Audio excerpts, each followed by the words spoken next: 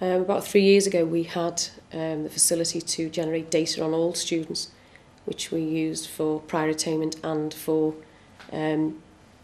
predicted and target grades. We could see that there was a definite rise in pupil achievement, and in fact we were very pleased with that, but we still felt there was something more we could do. At that stage the head led the focus on teaching and learning styles, and the main focus came down to the learning styles and how we could utilise the knowledge of that to help us raise attainment for each individual student. 10 times 6 equals 60 divided by 2 equals 30. We use our cards, our learning styles in all our different subjects. Miss might say get into your VAC groups, which would be like your visual, kinesthetic and auditory groups. I found out about learning styles because a couple of weeks after we started on our first PSHE lesson, we had to fill in a questionnaire about and he asked us questions like, do you enjoy music and working in groups, and that we had to tick it. And then we had to count up how many ticks we had. We found out what learning style we were. We got our cards, and then when we went to lessons we put them on our desks so the teachers can see what we are. I'm auditory, so if I'm in maths or English or something and I can't understand the question, I get my mum or my dad to read it to me so I can listen to it instead of just reading it. There's all different smarts that you can use in your lessons, and the teacher's trying to include that for us to learn better. If you're people smart and you'd like to work in a group, you can.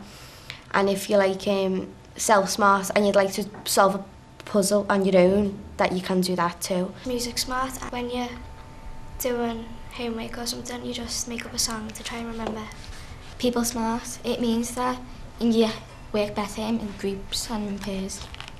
Well, I'm music, so if we're revising for a test, I'll make what we're supposed to learn into a song, so when I'm come to do the test, I can just sing the song in my head and I know what to do. It helps me learn better because I'm people smart. If I go in a group with different people who've got different learning styles or different smarts, I can learn what they like and maybe start using their styles as well if I like them as well. I use them in lessons if I'm people smart, I go in groups and that's how I learn best. And I'm visual, so I like to draw and use colours, and I go up on the board and write stuff.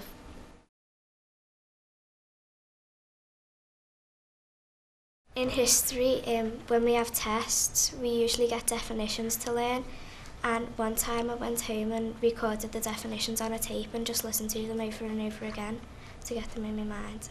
In maths, our teacher says that we can work in groups because it helps us discuss the question better and it's easier to solve the problem when there's different answers.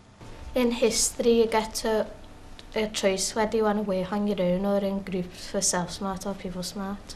At home, I use my kinesthetic learning style by, if we're doing puzzles with involving money or something, I like to take the money out and use the money to help me learn, and sometimes I count on my fingers to help me remember things.